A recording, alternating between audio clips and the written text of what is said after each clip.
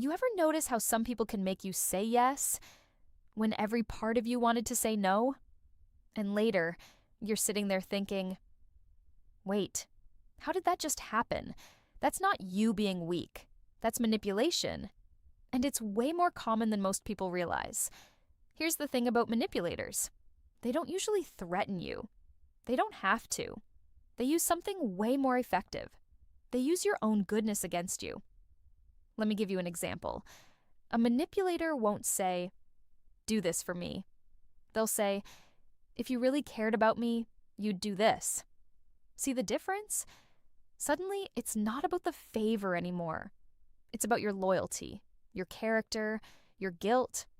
And because you're a decent person, you give in. That's move number 1. They make you prove yourself. Move number 2, they play the victim. You try to set a boundary, and suddenly they're the one who's hurt. You say, I can't help you this time, and they say, wow, I never thought you'd be so selfish. And just like that, you go from standing your ground to apologizing. How does that even happen? Because manipulators don't fight fair. They don't argue logic, they argue emotions, and they know exactly which buttons to push. Move number 3, they twist your kindness into a weakness. They'll do something small for you once, and then bring it up forever.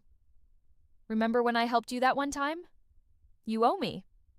Sound familiar? But here's what you need to understand. Manipulation only works if you feel responsible for their feelings.